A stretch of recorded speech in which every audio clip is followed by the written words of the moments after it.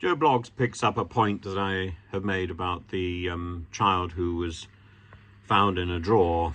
Joe Bloggs says, why don't I believe that Joe Bloggs is the actual name?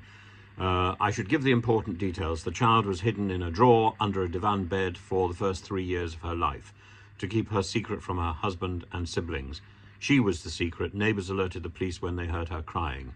She was severely malnourished, had a cleft palate and several other medical issues which her mother had not sought treatment for.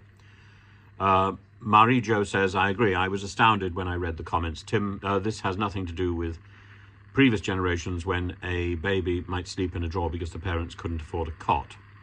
DJ Boggs says, exactly. He told us nothing, but that it's extraordinary that other media reported on it. Well, I think it is extraordinary that other media reports on it from other countries and are shocked by this. I entirely understand that previous generations might have been too poor to afford a cot, and a drawer would be very accommodating for a small baby. In my case, as I think I pointed out, it wasn't that I was kept in a drawer. I was kept in a drawer in a chest of drawers, and when I cried, apparently my mother closed the drawer so that I was silenced and kept in the dark. And neighbours learnt of this and alerted the social services. I'm terribly sorry that it took so long before neighbours alerted the social services about the baby kept under the divan bed. And I understand that there may be family secrets, and I understand that there may be difficulties and things. But, you know, a child is a child, and a child needs space and air and hope.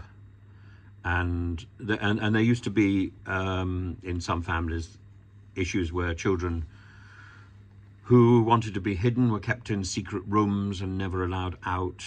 And this is all abhorrent. We need to recognize that it goes on. And we need to recognize that it's abhorrent and acknowledge that, and not only in this country but elsewhere.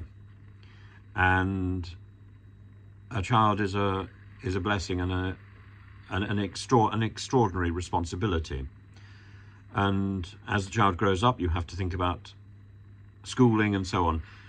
And there isn't a one-size-fits-all for every family, just as there isn't a one-size-fits-all for every child. Children need to have the schooling that suits them.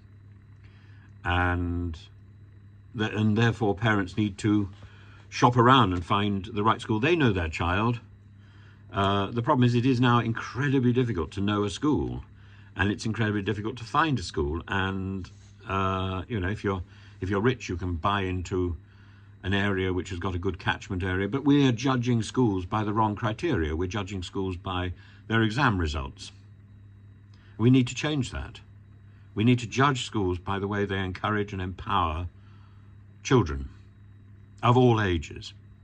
And once we start doing that, then we can advance. And we need to recognize that children, even in the same family, may need slightly differing educational systems and differing educational support, and that can be provided.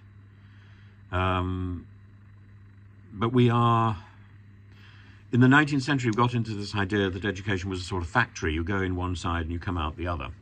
You go in as a small child and you come out with a university degree. This is absurd. Now we've got an idea being promoted by the present government in the UK that we must all have a standard form of education, which is a form of social conditioning and a form of equality. That again is absurd.